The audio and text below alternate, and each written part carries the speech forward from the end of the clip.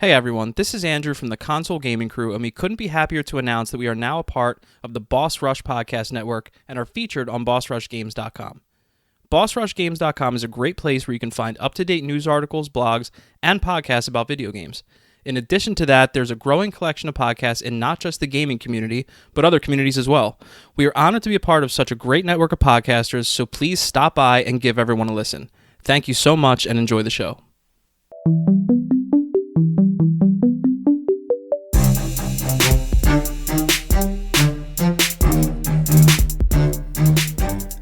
Yo, crew members, what it be? Heyo! Hey, my computer works this time. Woohoo!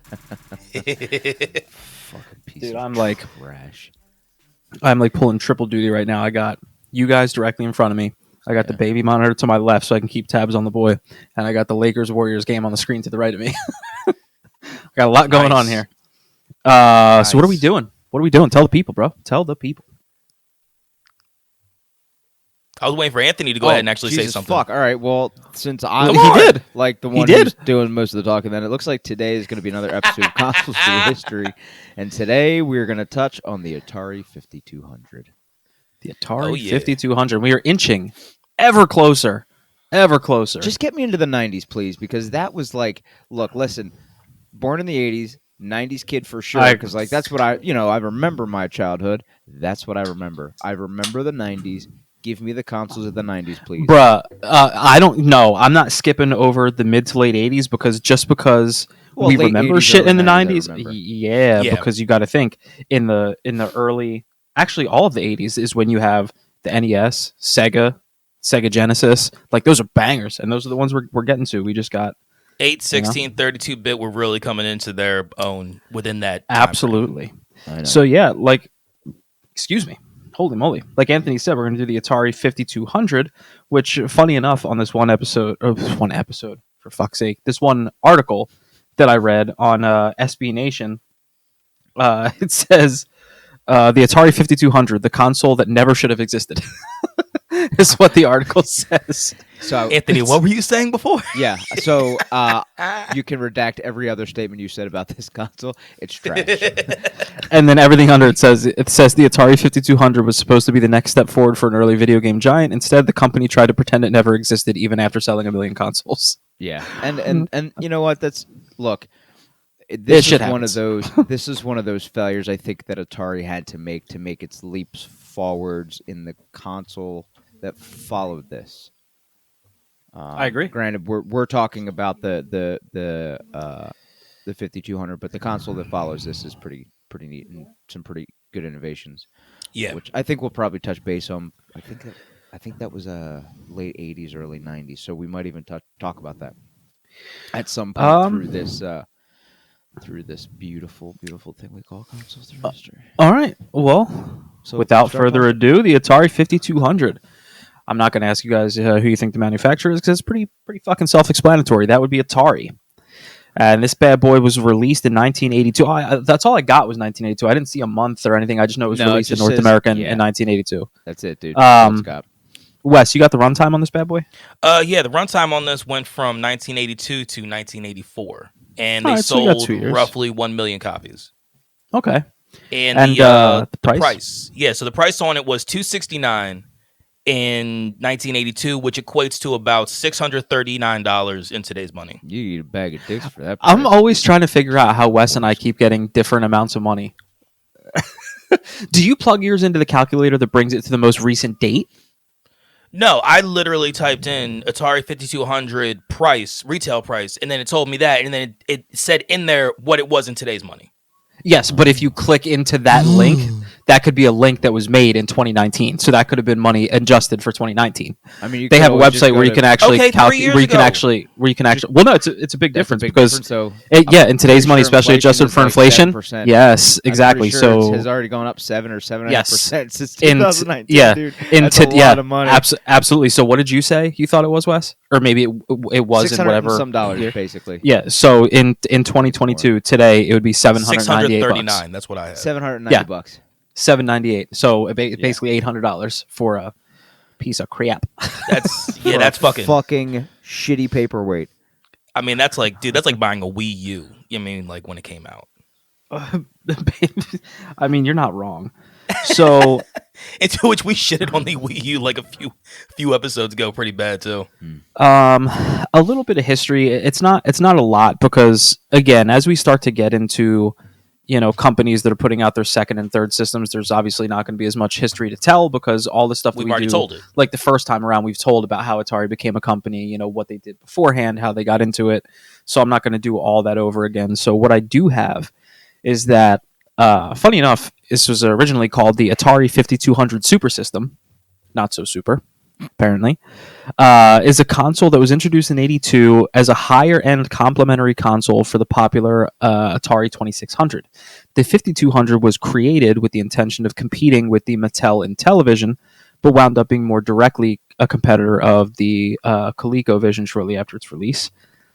In November 1982, Atari released its newest and most powerful home video game console, originally shown as the Atari Video Game System X, and that was when the Atari 5200 was born. With state-of-the-art technology brought over from the 400 and 800, the 5200 packed a mean punch and came in a really mean-looking case as well. Now, this thing is like the size of an end table. Yeah, it doesn't like look that mean. It's huge, and I believe it's only huge because isn't there like a compartment on the back that holds the controllers? There's like a part on the back of the actual console, I think, that flips up that stores the controller. So that's why they made it so freaking big. It does. And so they revised it, I think, at some point to get rid of the storage unit because it was like, God damn, it was a waste. This thing is ugly as shit. It's like literally the ugliest thing I've ever seen. It's a fucking square. Yeah.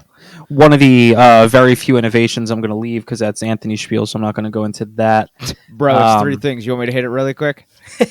Yeah, go ahead. I mean, dude, shit. Imagine how mad we'd be if we didn't have them today, though. No, I agree. But the innovations, so normally, buckle up, people. So let's be realistic. When it comes to the innovations, I'm lucky enough to have like a laundry list of things, pretty cool things that I get to go over.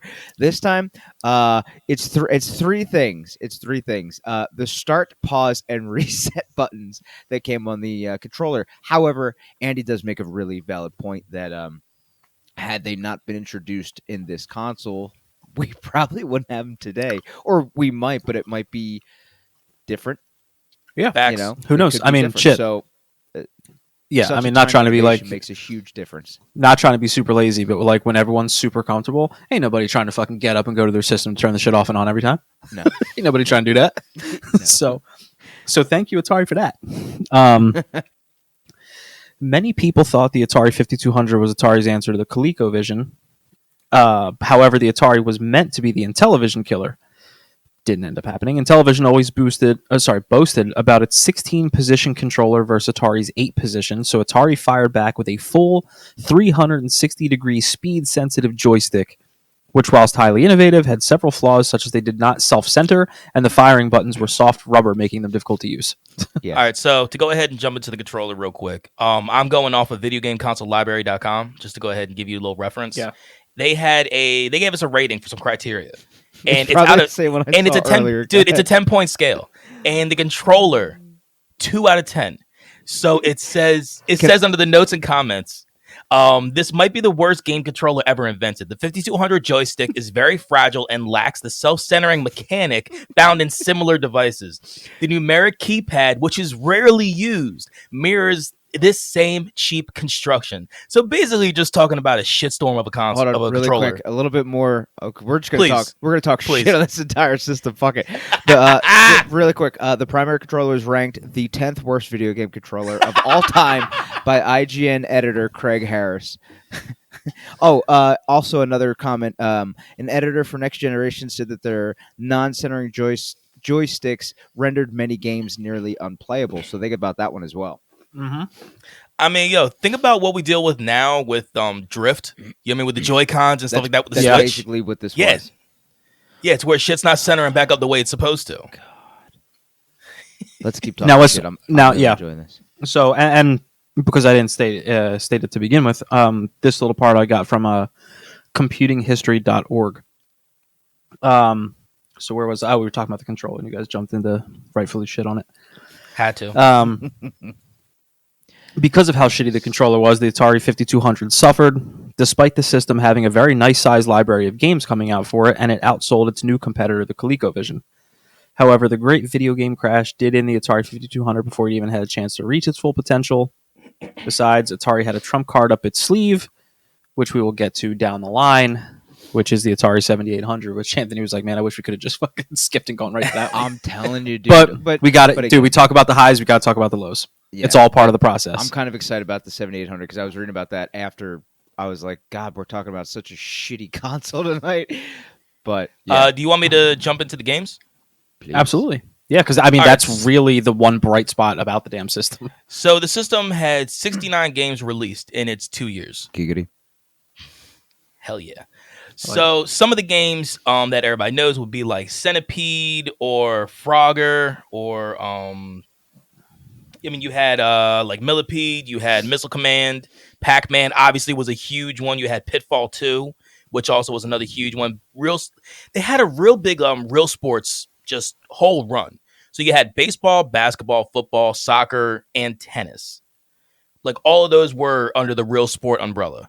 And look, man, it basically looks like what you would expect out of like 8-bit. Yeah. But I mean, you also had a Star Wars arcade game. You had Track and Field. You had Stargate.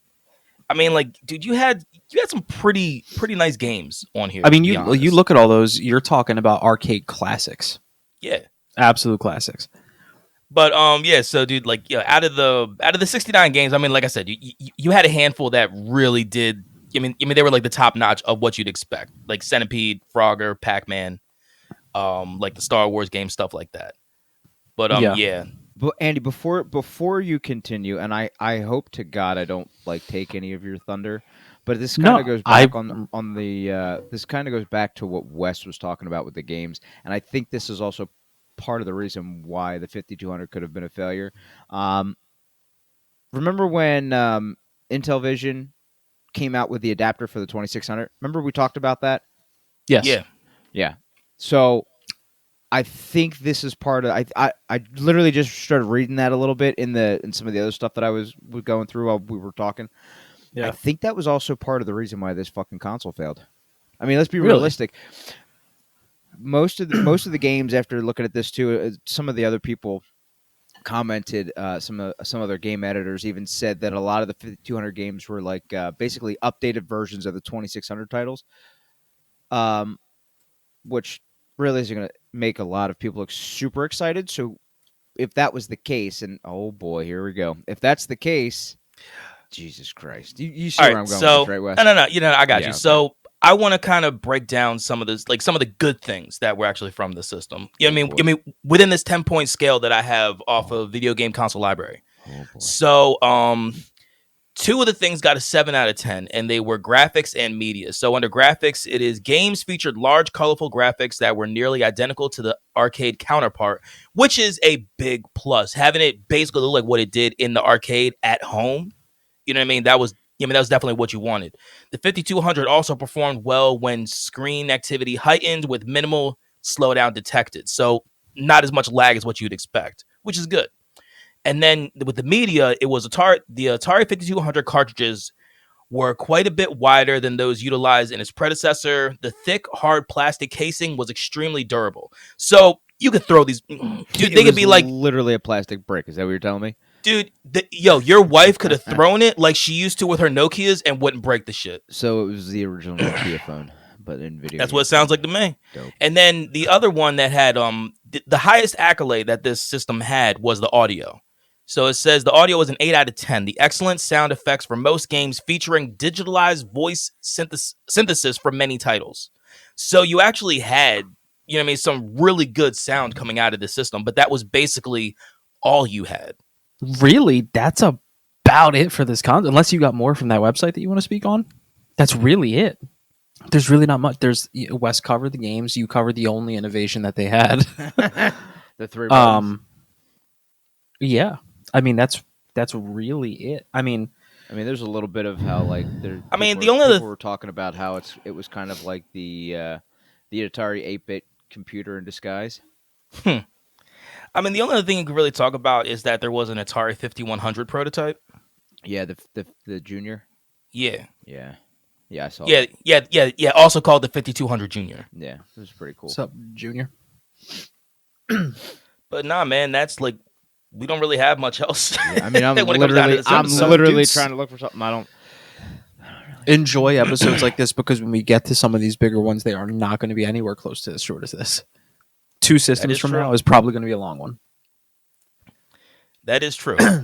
So, with this episode being done, let me tell you where you can find the Console Gaming Crew. You can find us on our website at consolegamingcrew.com, or you can hit us up on email, which is consolegamingcrew@gmail.com. Our Twitter is at Console Crew, probably the best place you can go ahead and find us. And I'm sober too. YouTube and Instagram are both Console Gaming Crew. Facebook can suck a dick. And just like we said in the beginning of the episode that you're going to hear, Boss Rush Network is where you want to go to find everything that you want when it comes down to anything gaming, cosplay, just basically game nerd related. You can also find us on Twitch, which is CGC Podcast. You have my Monday night co-op games. I have been running A Way Out with Javier, as well as Alien Fireteam Elite with Javier and my boy Mike. And then Fun Fridays, we have been currently kicking some Chell, which has been absolutely fucking bomb. And these guys might actually be jumping into something, a little bit of a solo, running a little duo run with these guys. So, but yeah, man, that's it. So until next time, when we give y'all another dime ass episode, please stay safe, wash your hands, mask up, and as always, Game on. game on, y'all. Peace.